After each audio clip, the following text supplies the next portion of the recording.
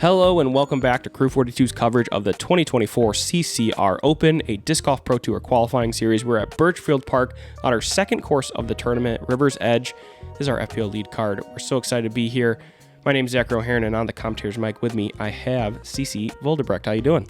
Pretty good. Taking a look at our leading scores right now, our top 10, Ohn and Chantel both shooting hot over at the other course at neg 11.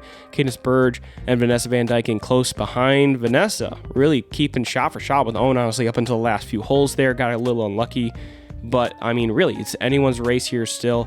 And at this course, very wooded, anything can happen. Hole 1 here, Ceci, what's the play? What do we got going on? We're throwing through this tight gap in the trees, going up the fairway. Note the sidewalk is not OB. Then we go up the hill left to this basket. This is a hard shot with the gap through the trees initially. You don't want to hit early as there is OB to the left. It's worth noting, too, that unlike the other course, this is actually the same layout as FPO. So we get a little comparison here of kind of like quality of score. So we'll see how this kind of pans out for our cards. Ohn just a little short there on the sidewalk, but she should have a pretty reasonable approach. Chantel had a little lean in there, making sure it avoided the gap. Oh, yeah. She's down the hill to the right, but that's not OB. She'll have a straightforward up the hill up shot.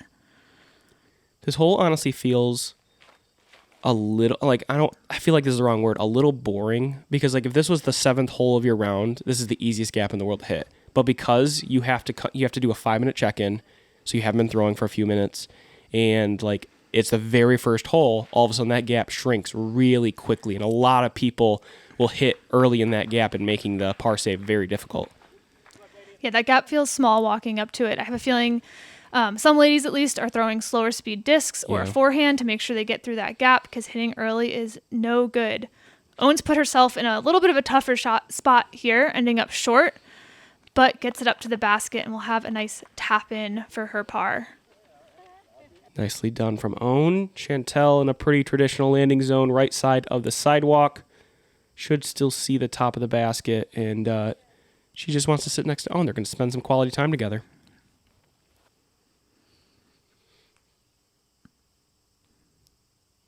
Also should be a fairly straightforward up shot here.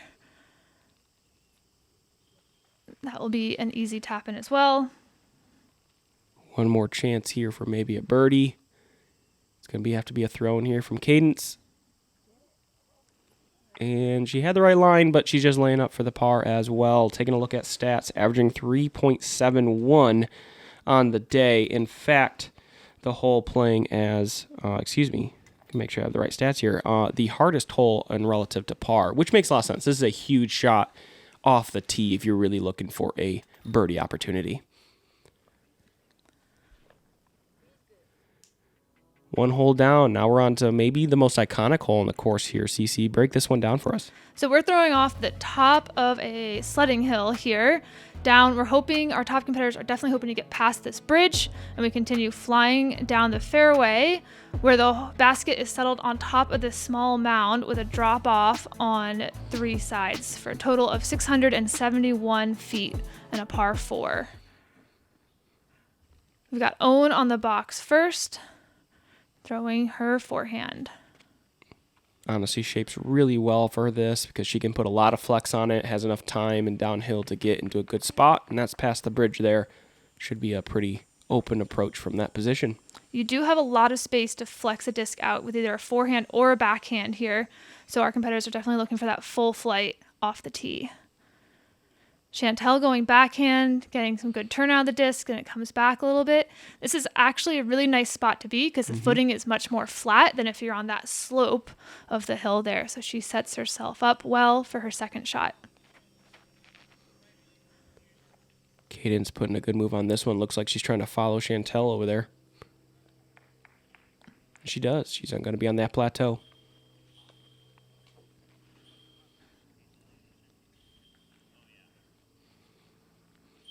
Vanessa now. She looked really strong over at the other course, Devil's Den.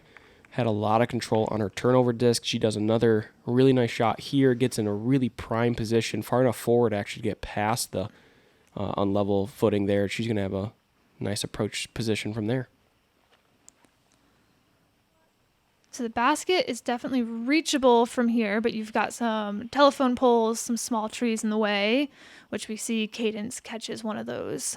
It does prevent the hyzer on a backhand. Like if Ohn over in that position is not that bad because she has the forehand flexibility. And even from this position, as she just parks this hole, great shot from Ohn. You really just, if you have the forehand from here, that's the play, I think. Because the backhand, if you sail it over the left side of the hill, you're going to go all the way down. It's going to leave you a 60-footer probably for a comeback putt. Yep. See Chantel catching that slope, letting the backhand go down, giving a longer putt for the birdie.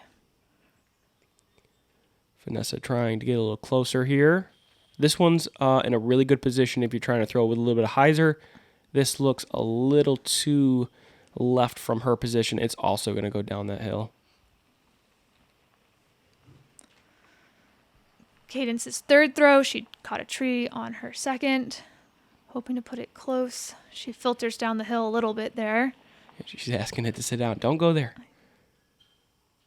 Vanessa from probably 70 feet or so, outside circle 2. And she's trying to get that to nuzzle. No. She's going to get a little roll away. She'll have a comeback putt from there. Inside circle, though, 20, 25 feet or so. Well, Chantel's nicely lined up in these trees, at least. It looks like she's just laying it up. Yeah, big risk reward there. And if you're not feeling your putter at that point, it's probably not worth trying to run it and maybe getting to a bogey or worse. As we see Cadence get that. That's a best roll scenario, right? She can still make that. Vanessa with her comeback putt.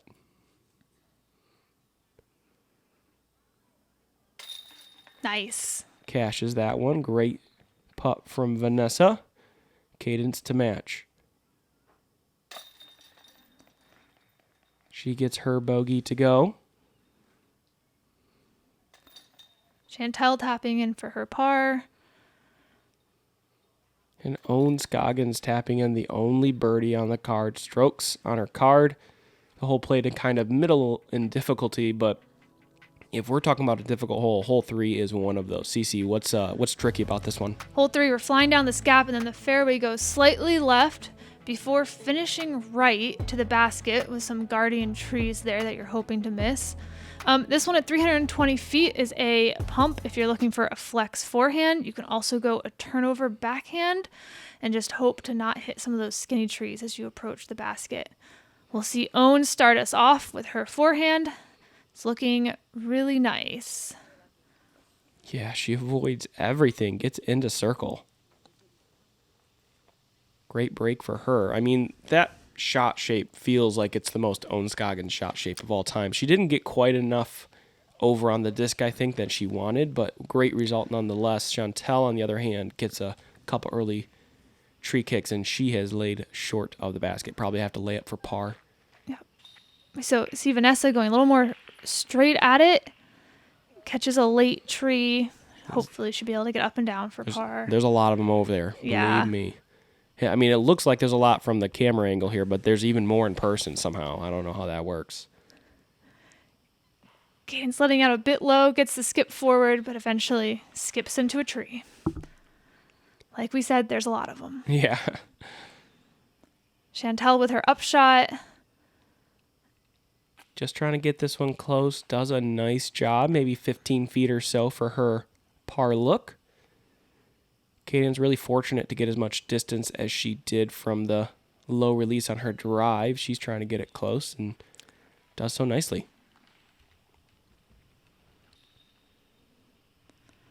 Vanessa's got a few more trees to contend with.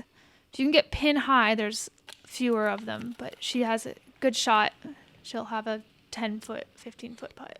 You know, I was thinking about this hole a little bit just for the FPO division in general.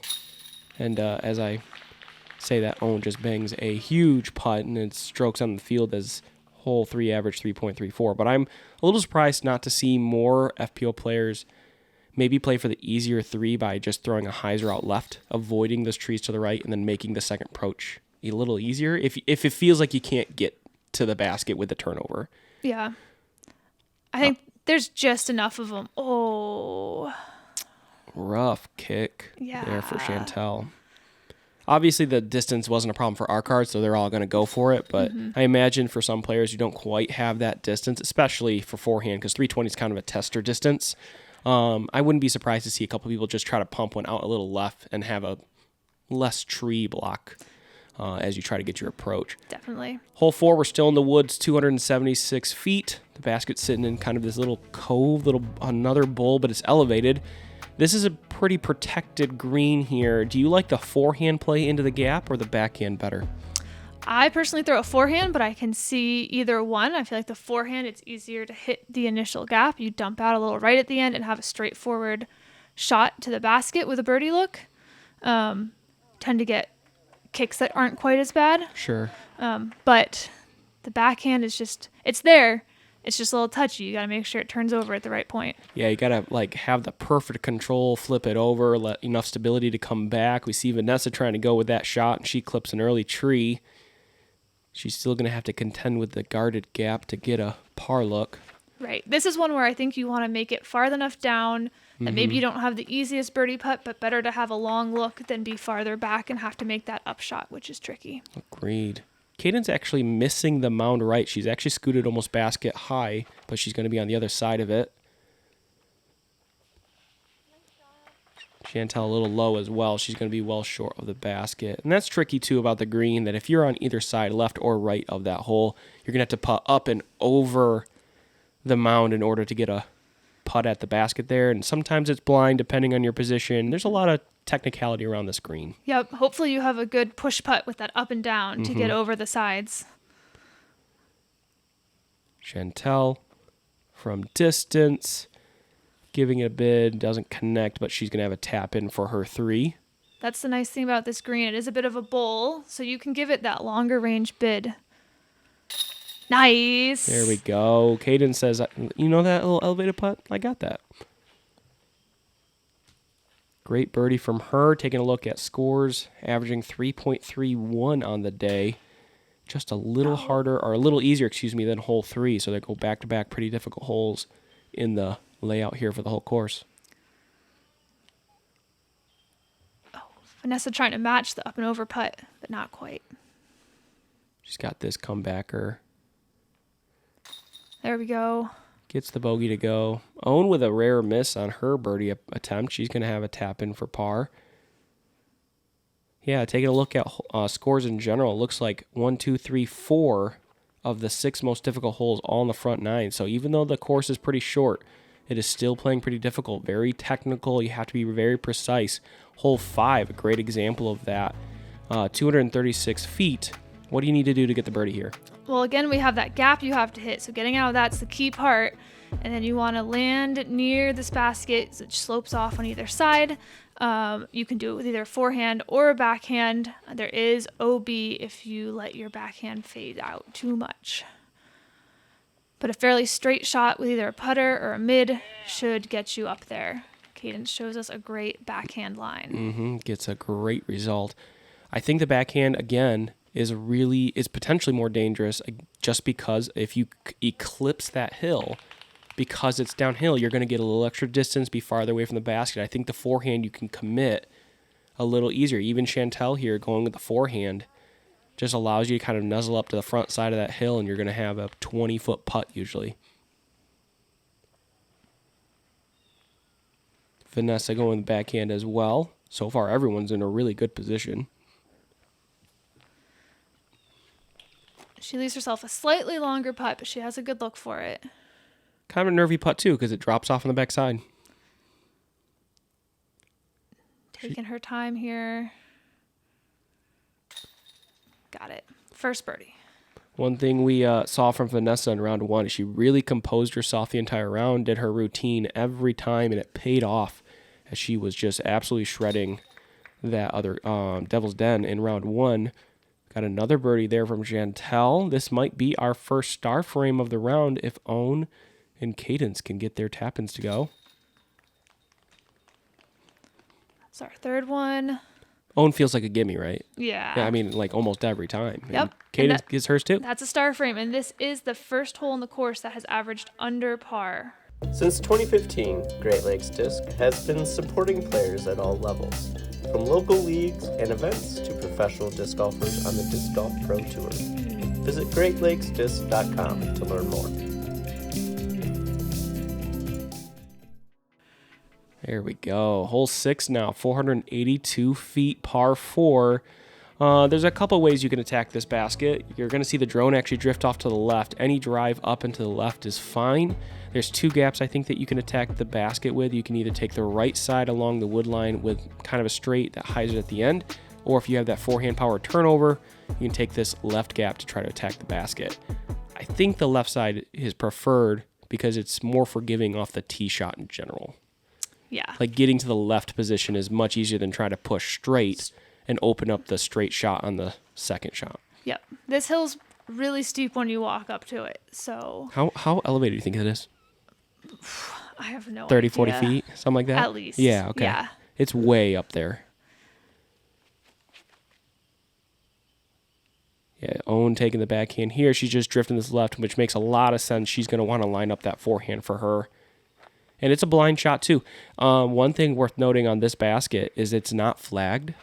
Or, like, not... You see flags on top of baskets that are usually blind, and usually they have to be pretty tall in order to see it.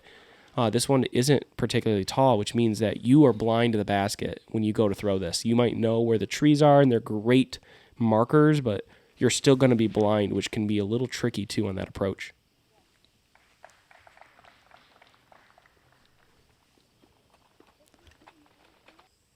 All of our competitors made it out into the open field, so now they're trying to line up a shot to get near the basket. We can see an okay view of the uphill here.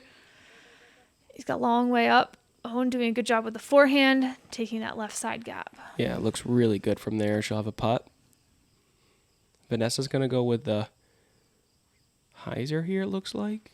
Yeah, she's going to try to push through it. It's quite a pump with a forehand from that far down, I think, for a lot of our competitors. And you can see, even with a great shot from her, she still clips one of those guardian trees. She's going to be well short. Still maybe circle's edge or so, but probably circle 2 for her putt. Cadence just getting over the top of the hill there. She'll be able to see the basket now, but... Probably a 4 for her. Chantel really needs a birdie here. Ohn Scoggins off to 3 down, missing a birdie putt too, so she's already got a 3-stroke lead after starting tied for the day, and Chantel needs to turn the scorecard on in order for her to catch up, and that's a great shot to do that. Awesome shot.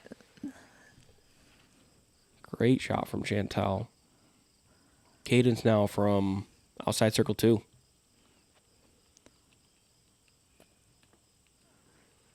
Just laying it up. Probably a half bid, but... There's not much you can do from that distance with that number of trees. Oh, just low. Don't you dare. Okay. Sometimes those little tricklers get a little squirrely on you, so sits down, though, nicely. Oh! Another uncharacteristic miss from Ohn. Yeah, 2 of them in this round, and that's going to open up the door for some other people. Remember, Kristen Tatar is in this field, and Tatar's kind of gives me Tiger Wood vibes, where it's like if anyone was chasing you down, she's not the one you want surging at the wrong time for you. So, couple missed birdie putts here for Ohn might crack the door open for some other competitors here. As we get a birdie from Chantel, brings the lead down to only 2 strokes for our lead card here. Gonna go from hole 6 now to hole 7, and this one is very difficult. What is the... I mean, I don't even know how to get to this basket. What do you got to do? You either need to throw a slower disc that turns over and fades down this hill. That's your best chance for a birdie, I think. You can also throw the forehand, sort of lay it up short, and look to take the 3. The road down there is OB to the left. But I think we'll see a lot of our competitors trying to attack the basket with the backhand. We see Chantel go for that and catch the tree on the right. Mm-hmm. It looked like she stayed out of the bushes, but those bushes are thick if you end up in them. Oh, yeah. I mean, usually takes a stroke to get out of them. I think Cadence is probably far enough forward where her pitch will still get close to the basket. I really do like the forehand pitch here. If you just plan on taking a big putt, you just have a death putt at the road is the problem. Right. From there, I mean, I would expect Ohn to be able to make her putt. If you're good at putting, just do that. She's going to run everything probably anyway, other than a few select elevated baskets. So Vanessa hits the same tree Chantel does, but she kicks straight down, so not in the thick woods there. She's got a little turnover, straight shot from here. In circle 1.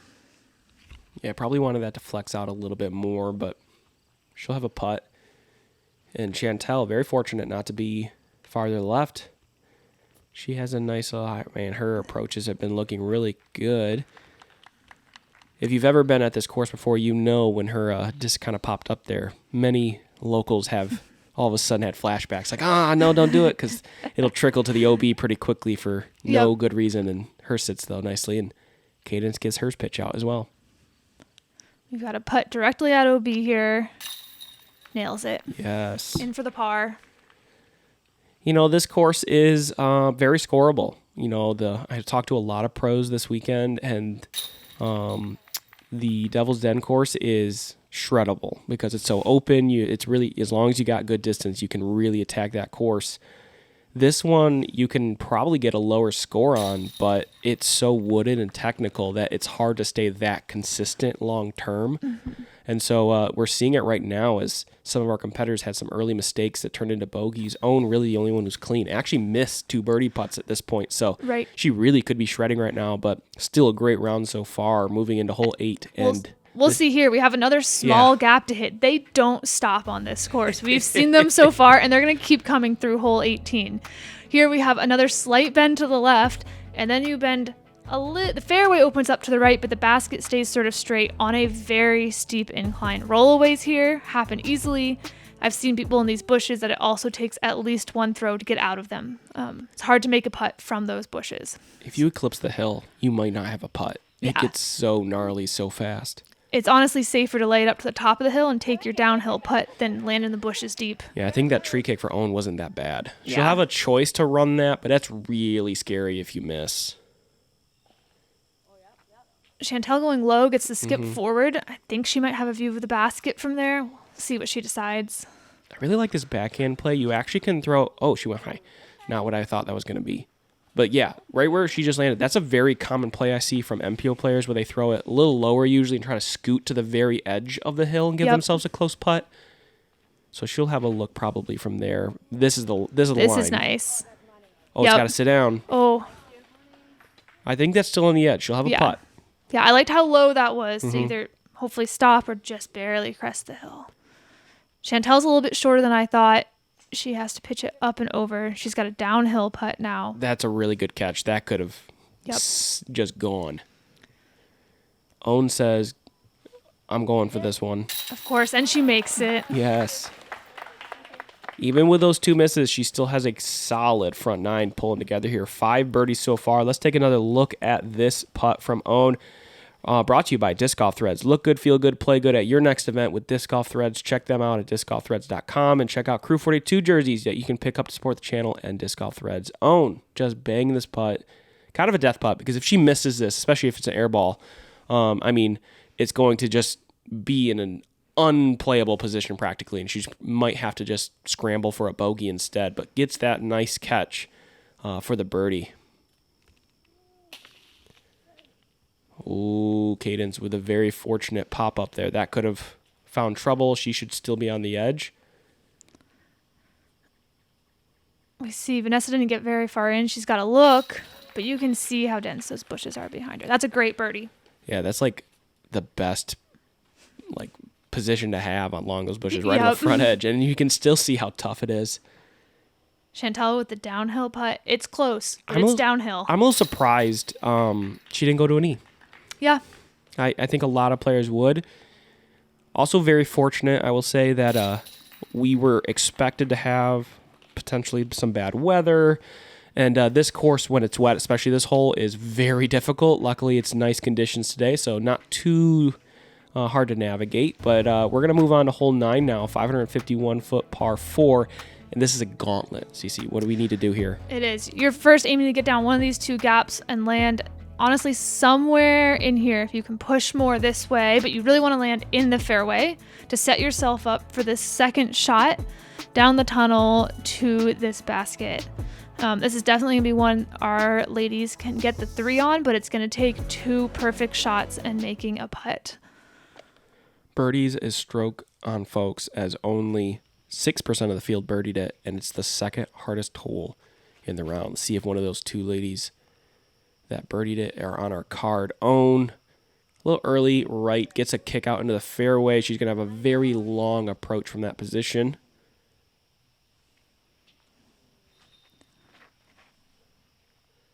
Vanessa putting this one on the inside line, and it is That's cooking. looking nice. Oh, that's ideal. Beautiful. She'll have a couple of alleyways to pick from.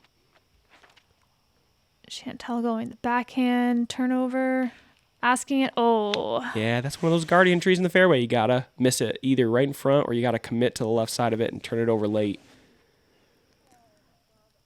Cadence headed towards that same tree. They're going to be well short. At this point, you're probably just looking to get your par, right? Correct. 2 little pitch shots maybe up and then a putt. Uh-oh. Oh. That's going to make the hole pretty tricky. She's probably still maybe 200 feet out from that position. Oh, turned over for Cadence, but a very nice kick out into the edge of the fairway. She'll have that for her next approach. Ohn's running everything, I promise. Always. This is if she can find the right flex line, this could be really good because it opens up on the left side a little bit if you get past everything. And she clips a last tree there she needs to avoid. She's going to be well out. Not well. She'll be probably 70, 80 feet, I think, from there. You know, with Ohn's putt, you can never count her out. Hey, amen. Nice shot from Cadence. Great approach from that position.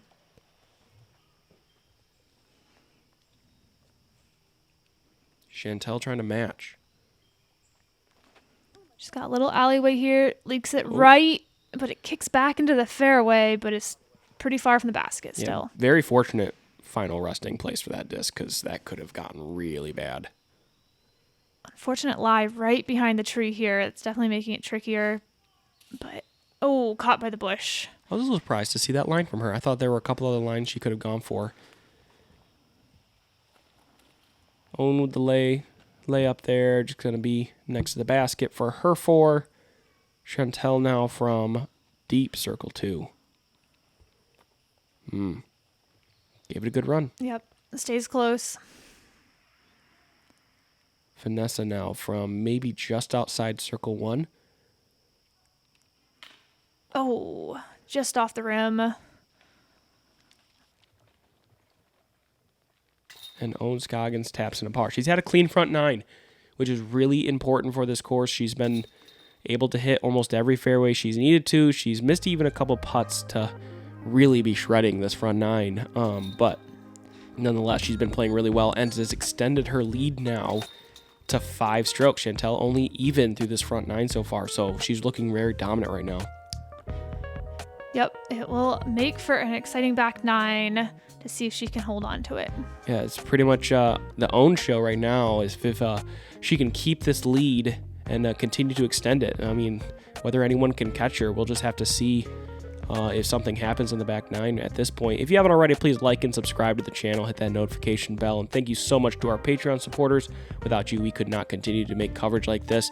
Be sure to check out our other coverages that are on our channel right now. We'll see you guys on the back 9 to see if Ohn can extend her lead before we head to round 3.